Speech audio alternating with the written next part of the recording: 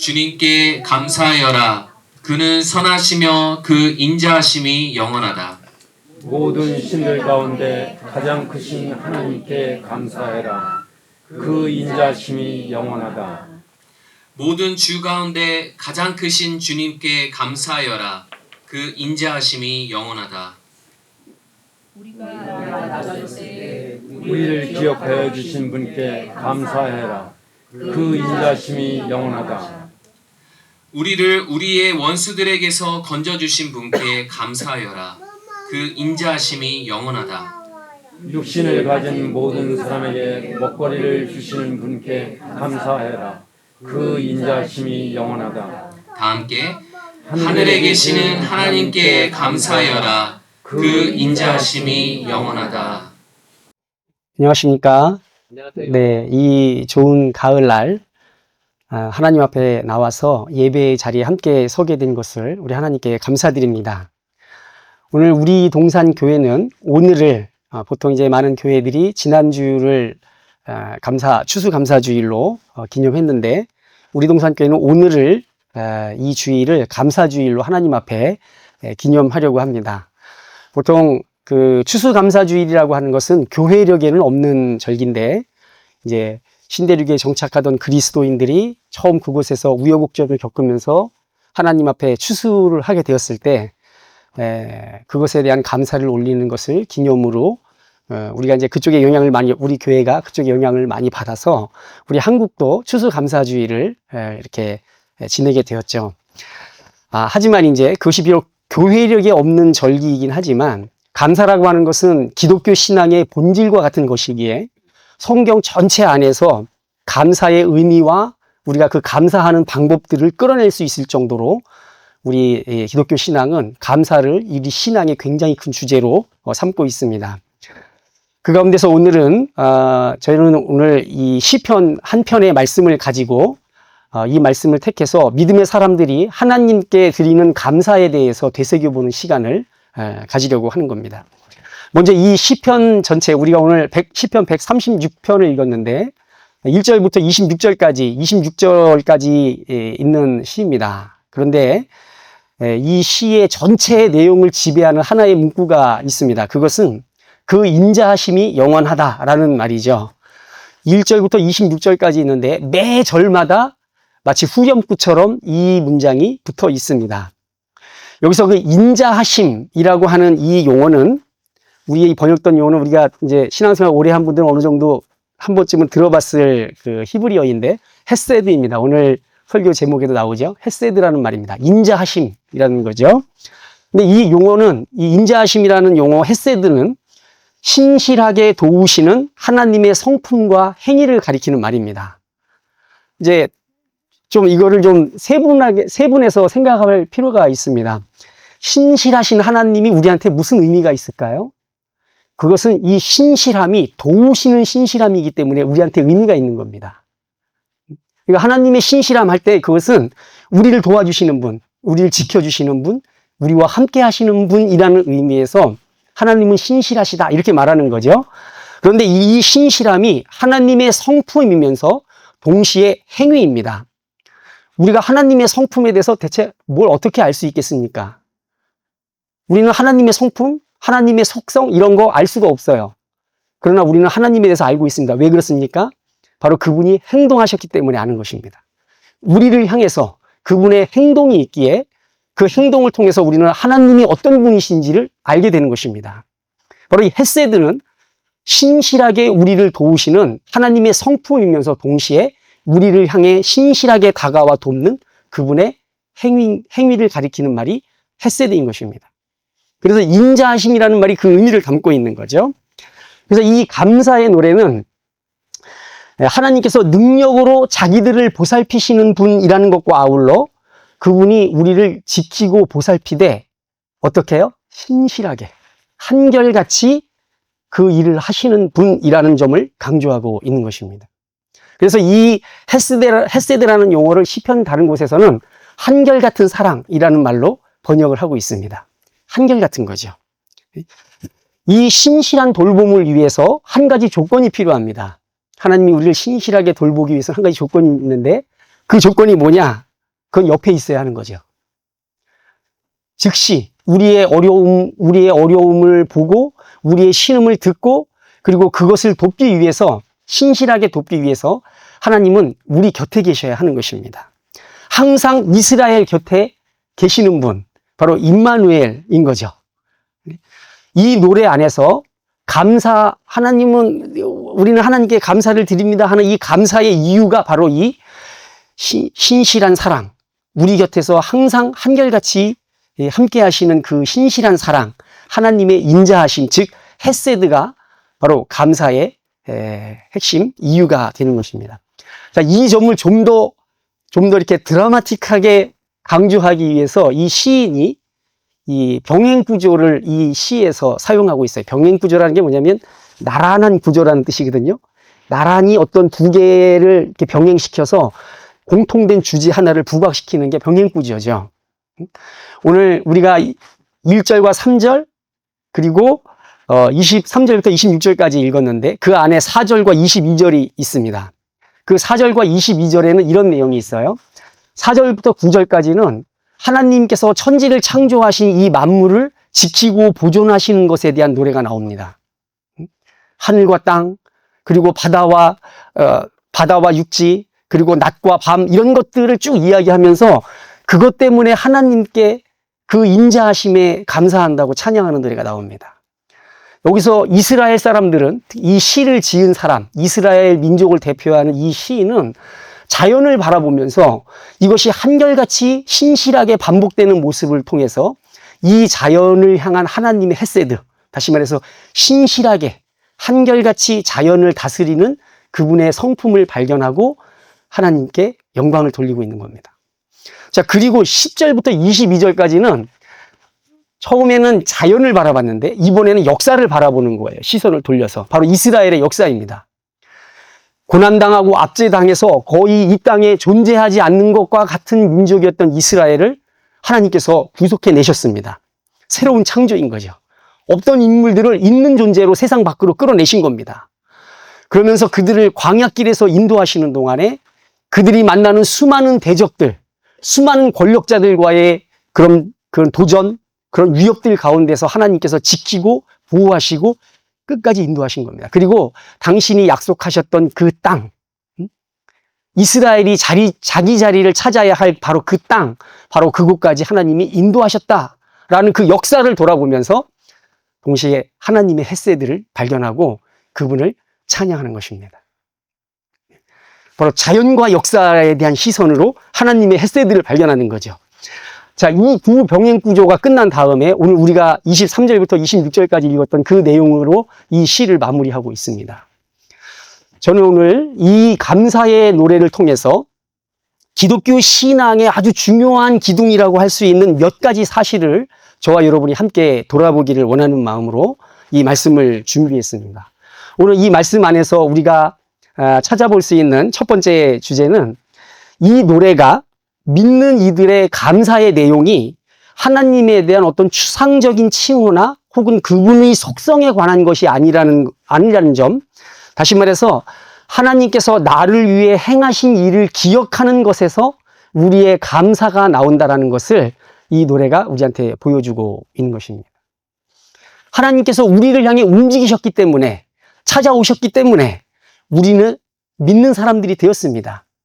우리가 하나님을 막 노래하고 찬양하고 막 경배하고 막 이럴 때 뭐 하나님의 성호, 하나님의 무슨 전능하시고 유일하시고 영원하시고 막 하는 그런 성품 이런 것에 대한 찬양이라기보다 그분이 나를 찾아와서 나에게 하신 어떤 행동을 통해서 내가 발견한 하나님을 찬양한다라는 것이죠.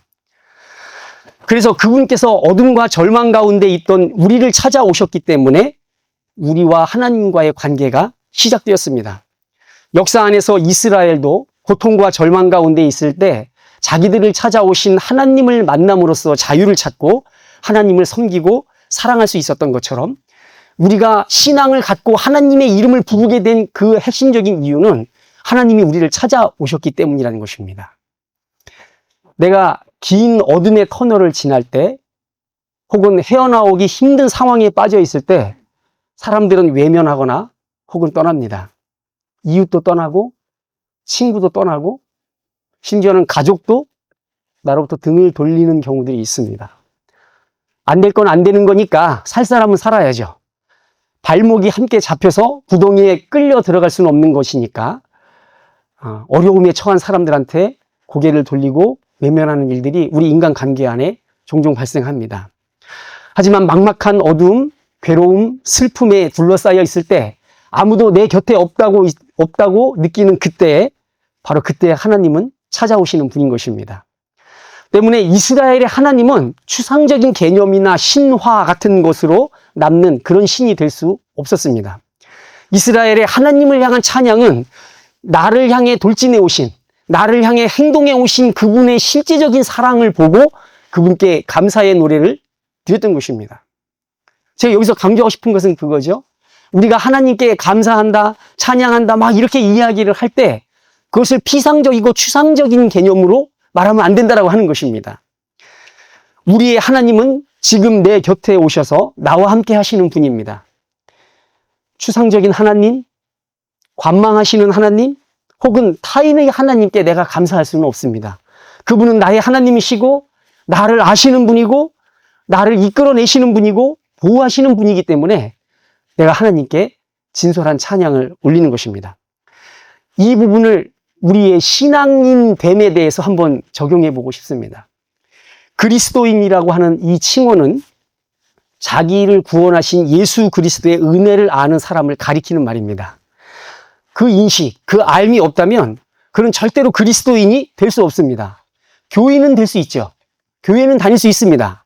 그러나 그 사람은 나를 구원하신 예수 그리스도의 은혜에 대한 인식이 뜨이지 않으면 절대로 그리스도인이 될 수 없는 것입니다.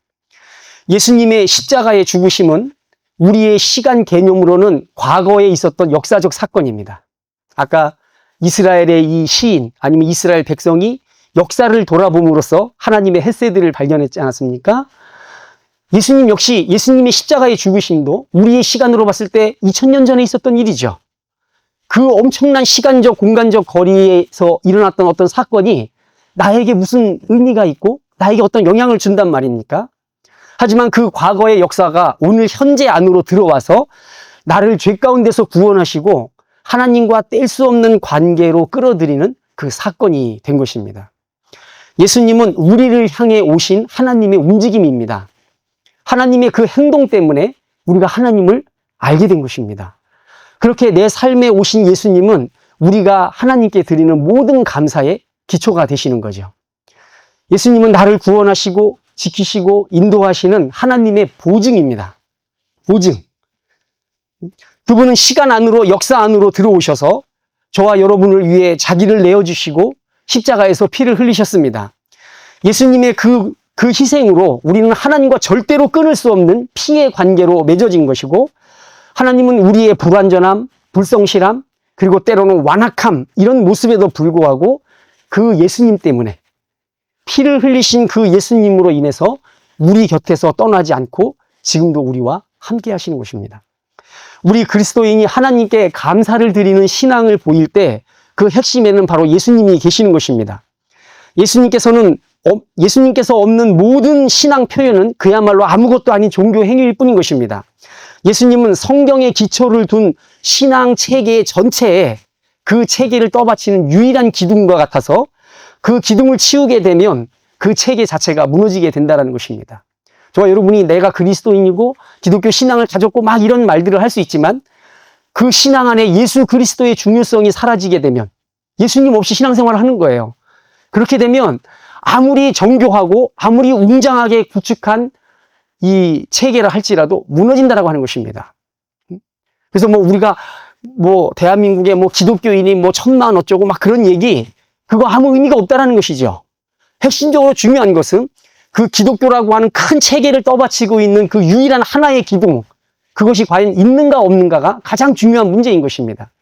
그것처럼 저와 여러분에게 개인의 신앙에 있어서도 우리가 교회를 얼마나 다니던 교회에 무슨 어떤 일을 하건 이런 것보다도 더 중요하고 근본적인 문제는 내가 나를 위해 자기 생명을 들이신 예수 그리스도에 대한 믿음, 그 인식, 그리고 그에 대한 감격과 반응이 내 안에 있는가가 핵심적으로 중요한 것이고 그것이 저와 여러분을 기독교인으로 만들고 우리를 교회로 만드는 것입니다. 바로 이것 때문에 예수님이야말로 우리를 향해 다가오신 하나님의 행동이고 우리와 함께 하시는 하나님의 보증이 되시기 때문에 우리가 하나님께 올리는 모든 감사의 그 기초에 우리 주 예수 그리스도께서 계신다는 것입니다. 두 번째로 우리가 한번 생각해 볼 것은 이 노래는 이스라엘의 역사가 이스라엘 민족 자체의 어떤 도전과 응전으로 엮어간 역사에 대한 정의가 많이 있잖아요. 그죠? 뭐 우리나라 신채호 같은 사람은 아와 비아의 투쟁이다. 뭐 아놀드 토인비 같은 사람은 도전과 응전의 연속이다. 뭐 이런 표현을 하는데 이스라엘 이 시인과 민족이 자신들의 과거를 돌아보면서 헤아렸던 이스라엘 민족의 역사는 자기들 자체의 어떤 도전과 응전의 시간이 아니라 하나님의 헤세드에 의해서 형성된 하나님의 그 신실하신 사랑과 자비에 의해서 만들어진 그런 하나님의 역사라는 인식을 드러내고 있는 것입니다. 다시 말해서 이스라엘의 역사는 오늘 4절 한번 보시겠어요? 136편 4절 맨 앞부분에 그런 표현이 나옵니다. 홀로 큰 기적을 일으키신 분께 감사하여라. 바로 이스라엘 이 역사는 홀로 큰 기적을 일으키시는 분의 작품인 것입니다. 자기 역사를 돌아보는 이스라엘 백성의 찬미, 감사는 여기에 근거를 두고 있는 것입니다. 하나님의 신실하신 사랑, 그분의 돌보시는 은혜가 없다면 이스라엘의 역사는 아무것도 남는 것이 없다라고 하는 것이 이스라엘의 전통적인 신앙 고백이었습니다. 우리는 여기서 나는 하나님의 은혜로 오늘의 내가 되었습니다라고 고백했던 고린도 전서 15장 10절 사도 바울의 고백을 생각하지 않을 수가 없는 것입니다. 나의 나된 것은 하나님의 은혜니라고 말하고 있지 않습니까? 바울은 전도 유망한 젊은이였습니다. 누구나 가기를 원하고 가고 싶어하던 길을 걷던 사람이었죠. 서울대 법대 출신이고, 그죠? 사법연수원 수석 졸업자고, 누구나 봐도 저 사람은 가장 뛰어난 재판관, 판사가 될 사람이라고 다 생각하는 그런 사람이었습니다. 그러나 예수 그리스도께서 모든 사람이 가고 싶어하는 그 길을 걷는 젊은이를 그 길 위에서 중간에 체포하셨습니다. 예수 그리스도께서 그 길 위에서 그를 붙잡았을 때 그는 학벌이나 재력이나 사회적 연줄이나 미국 시민권, 로마의 시민권 같은 그런 자기 인생의 전망을 환하게 비추던 것들을 배설물로 여기고 예수님을 알게 됨으로 인해서 핍박과 소외, 이 고생의 길을 택해하였던 사도의 직분을 하나님께 감사드렸던 것입니다. 자기를 만들어 오신 하나님, 자기는 이 시간의 경과를 따라 사는 동안에 이것이 어떤 의미를 갖는지 몰랐지만 자기를 이끌어 오신 하나님의 그 선하신 그 인도하심이 오늘의 나를 여기에 있게 하였다라고 하는 그 사실에 대해서 사도 바울은 감사를 했던 것입니다. 그리스도인인 우리가 자기가 처한 현실에 만족하지 못해서 성도의 신분을 하찮게 여긴다면 뭐 예수 믿는 게 뭐 대단해? 뭐 그리스도인이라는 게 무슨 큰 뭐가 있어? 이렇게 여긴다면 그 사람은 하나님의 헤세드를 가볍게 취급하는 것입니다. 저와 여러분이 도달해 있는 인생길에 바로 지금 이 지점에서 하나님은 가장 높으신 분으로 우리에게 영광을 받으셔야 하는 것입니다. 잘 나가는 사람이 하나님 앞에 힘차게 드리는 감사의 말들보다 숨이 턱까지 차는 그런 삶의 질곡에도 불구하고 작은 소리로, 큰 소리로 못해요. 왜냐하면 딴 사람 들으면 그러니까 작은 소리로 하나님께 드리는 이 감사의 기도가 하나님 귀에 훨씬 크게 들리는 것입니다. 질곡이라는 말이 뭔지 아시죠? 여러분 옛날에 그 죄수들 이렇게 찾고 채워서 가는 거 그게 질고거든요. 우리의 일상의 삶에서 이 질고가 굉장히 많잖아요. 내가 원하는 것들, 내가 바라는 것들, 하고자 하는 것들을 계속 발목 붙잡는 다양한 삶의 질곡들이 우리에게 있습니다. 그러나 그 안에서 바로 그 자리에서 그런 부자유하게 얽어매인 바로 그 상황에서 하나님께 낮은 소리로 드리는 기도를 하나님이 가장 큰 소리로 들으신다는 것입니다. 예수님은 두 렙돈의 헌금을 드리는 과부의 손을 유심히 지켜보셨습니다. 야, 그거 얼마나 부담스러운 일이에요. 헌금하고 있는데 그걸 좀 딴 데 보고 계시지. 그걸 계속 이렇게 지금 뭐 얼마를 넣나 하고 이렇게 계속 보시는 거예요. 근데 과부가 와서 두 렙돈을 넣었단 말이죠. 다른 사람도 막 5만 원짜리 막 넣어가지고 막 하는데 2,000원 낸 거예요. 헌금바구니. 근데 그거를 손에 든 돈을 또 그걸 쉬었어. 예수님이. 얼마를 넣는지 다 보신 거죠. 예수님은 그 헌금에서 자기가 서 있는 사회적, 경제적 삶의 지평과 모든 사람들의 평가를 훌쩍 뛰어넘어서서 신실하신 하나님의 사랑에 감사하는 노래를 그 헌금에서 들으신 것입니다. 그래서 예수님은 말씀하셨죠. 내가 참으로 너희에게 말하노니 이 가난한 과부가 모든 사람보다 많이 넣었다. 이것이 하나님의 셈법인 것입니다. 그녀는 가난했고 그녀는 과부였습니다. 저와 여러분은 그 고대 이스라엘 지역에서 당시의 과부가 어떤 상황에 처한 사람이라는 걸 대충 알고 있습니다. 그럼에도 불구하고 그녀는 자기를 드림으로써 하나님 안에서 자기의 존재를 새롭게 했습니다. 하나님께 드려진 사람, 그런 사람은 절대로 비천한 존재가 될 수 없는 것입니다. 비록 그녀는 그 사회의 주변부를 떠도는 사람이었지만 그녀는 하나님 안에 있는 사람이었습니다. 저는 신앙생활을 하는 동안에 자기가 처해 있는 상황, 뭐 이런 초라한 상황, 경제적으로, 사회적으로 형편이 어려운 그런 상황 때문에 자기가 하나님의 영광을 가리기 때문에 하나님께서 이런저런 형편을 피게 해주셔야 사람들한테 하나님을 자랑하기도 하고 전도도 할 수 있다고 말하는 신앙인을 흔치 않게 봤습니다. 그리고 그 마음을 모르는 건 아니에요. 하지만 하나님은 이 사회에서 잘 나가는 내 모습 때문에 영광을 받으시는 분이 절대로 아닌 것입니다.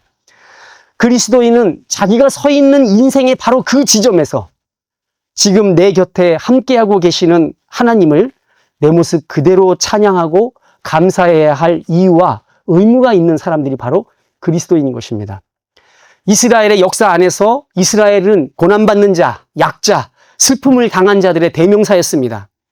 하나님의 참된 백성들에게는 늘 시련과 난관이 떠나질 않았지만 그럼에도 그들은 자신들이 서 있는 삶의 정황 그 한가운데에서 자기를 여기까지 인도해 오신 그 하나님의 헤세드의 증인이라는 자기 정체성을 잃어버리지 않았던 것입니다. 그래서 그들은 어떤 상황에서도 하나님께 노래하고 감사하고 찬양하는 일을 멈추지 않았습니다. 저와 여러분의 삶의 이력도 이 참된 이스라엘 백성과 같게 되기를 축원드립니다. 내 존재의 가장 큰 명분은 나를 여기까지 인도해 오신 신실하신 하나님의 사랑의 증인이라는 것이 바로 내 존재의 명분이다라는 것을 우리가 마음에 새기며 살기를 바라는 것입니다. 저와 여러분 모두 그 헤세드의 증인인 참 이스라엘인이 되기를 축원드리는 것입니다. 마지막으로 이 시편을 통해서 하나 더 살펴볼 것은 25절에 먹거리를 주시는 분이라고 하는 표현이 있습니다. 먹거리를 주시되 어떻게 줘요? 모든 생명에게, 모든 사람에게 주시는 분입니다. 우리의 편협한 이 시각, 세계관, 아집, 그리고 우리들만을 생각하는 그런 시각을 깨뜨리고 하나님이 훨씬 크고 넓으신 그리고 그의 자비가 온 세상, 믿는 자들뿐만 아니라 안 믿는 자들에게까지도 미치는 그런 자비라는 것을 이 말씀이 보여주고 있습니다. 그리고 또한 이 먹거리를 주시는 분이라고 하는 표현은 우리의 평범한 일상을 떠받치고 있는 하나님의 은혜에 대한 감각을 보여줍니다. 이스라엘 백성이 위대한 백성인 이유는 물론 하나님 때문에 위대한 거지만 그들은 이 감각을 갖고 있었어요. 일상을 떠받치고 있는 하나님이 은혜에 대한 감각 말입니다. 저는 우리 기독교 신앙이 영적 세계를 탐구하면서 하나님을 찾는 종교가 아니라는 걸 강조하고 싶습니다. 물론 우리 기독교 신앙 안에도 심오한 영적 영역이 있다는 걸 부인할 수는 없는 것이 없습니다. 하지만 하나님은 더 큰 일상의 은혜로 우리를 감싸고 계시는 분입니다. 영적 세계를 찾느라 일상의 세계에 베푸신 하나님의 큰 은혜를 놓치는 우를 범하지 말아야 한다는 것이죠. 저는 이 사실을 아는 것이 하나님을 닮아서 우리 자신의 헤세드를 성장시키는 길이라고 생각합니다. 우리가 하나님의 형상으로 지음을 받았잖아요. 그럼 하나님의 성품과 행위가 헤세드라고 한다면 우리도 하나님처럼 헤세드의 사람이 되어야 하는 것이죠. 헤세드는 하나님의 성품이면서 동시에 우리를 향한 그분의 신실한 행동을 가리키는 말이기 때문에 그런 것입니다. 영적 세계에 대해서 말을 많이 하는 사람들 가운데 다른 사람과의 관계를 불성실하게 방치하는 이들이 종종 있습니다.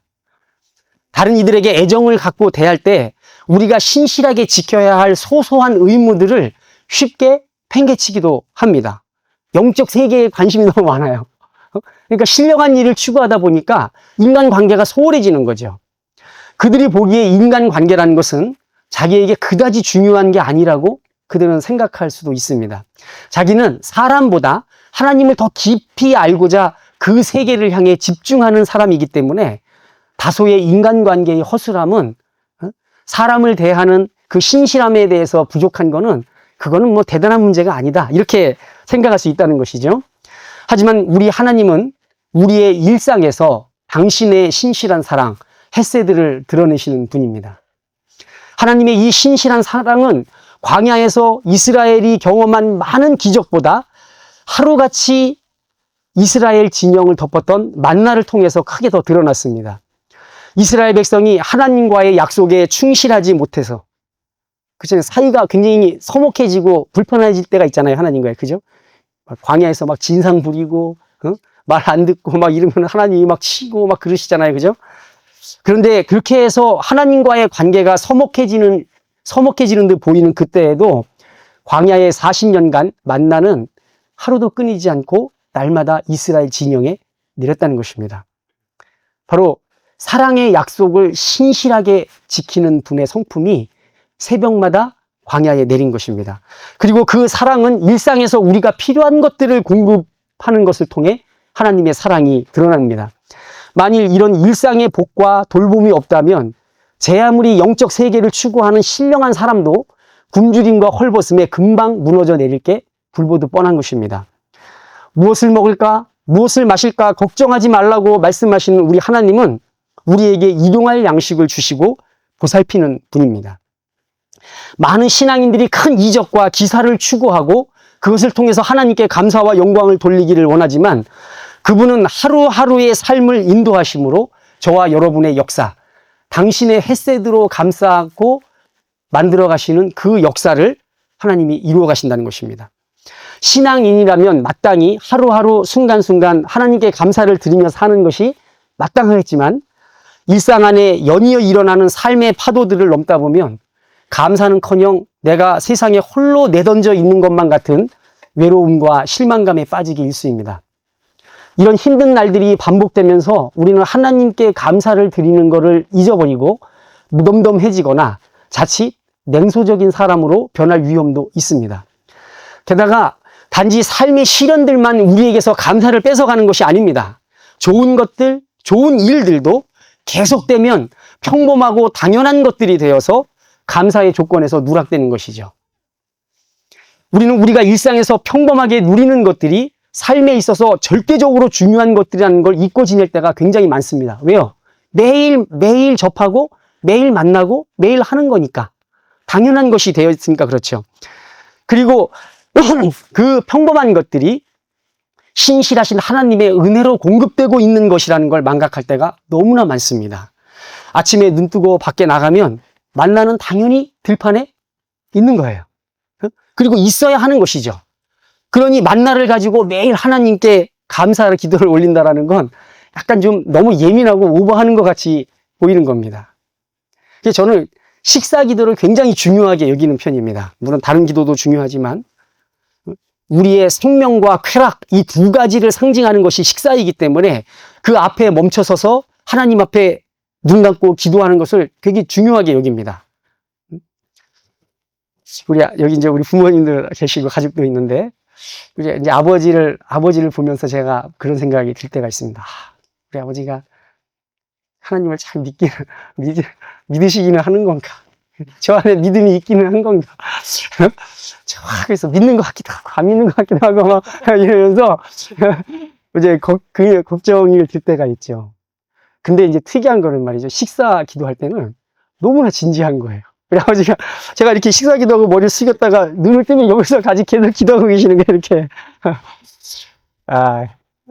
네, 그것만으로도 이제 곁에서 지켜보는 제 마음에 충분한 위안을 받게 됩니다. 그렇죠. 이건 당연하게 매일 끼니마다 오는 것입니다. 그런데 그것을 당연한 것으로 받아들이지 않고 내 생명이 하나님의 손에 달려있다라는 것, 그리고 내 삶의 기쁨도 만족도 하나님으로부터 오는 것이라는 걸 인정하는 것이 식사 기도라고 생각을 하기 때문에 그 앞에 멈춰서서 먼저 기도하는 것을 굉장히 중요하게 생각합니다. 우리는 신앙생활을 하면서 특별한 경우, 특별한 일을 통해서 하나님께 나아가는 기회로 삼으려고 합니다. 다른 사람에게 없는 특별한 은혜를 받기를 바라죠. 그래서 특별한 조건, 특별한 기회가 왔을 때 그것들을 잡을 수 있도록 간절히 기도하고 그것들이 내 손에 들어오면 하나님께 감사를 드립니다. 하지만 우리의 삶을 멈추게 만드는 것들은 그런 특별한 것들의 없음이 아니라 아주 일상적인 것들의 없음으로 인해서 삶이 브레이크가 걸린다는 사실을 생각해 볼 수가 있는 것입니다. 뭐 수능 보면 막 부모님들 기도하잖아요. 특별한 날이죠. 그리고 특별한 기회고, 그죠? 그래서 시험을 잘 치면 앞길이 좀 더 훤하게 열리니까 막 하죠. 그러나 그것보다 훨씬 더 중요한 것이 바로 일상을 보존하는 것들입니다. 만약에 그게 없으면 내 아이가 수능 시험 아무리 잘 봐도 침대에서 내려오질 못하는 겁니다. 날마다 나를 돌보시는 은혜에 대해서 무덤덤해지는 관성을 깨뜨리고 모든 것에 하나님께 감사를 드리는 이 영적 감각을 깨우기 위해서 감사의 주일을 따로 정해서 기념하는 건 그래서 지혜로운 일이라고 저는 생각하는 것입니다. 모든 역사와 일용할 양식은 주의 인자하심 안에 모두 담겨 있다. 어느 학자가 한 말입니다. 오늘 하나님의 예배처인 이 동산교회에 나오신 모든 성도님들이 날마다 우리의 삶의 여정에 동행하시면서 돌보시는 하나님의 헤세드, 그 한결같고 신실한 사랑과 행동의 증인이 되시는 그런 복된 성도 다 되시기를 주 예수님의 이름으로 축원드립니다.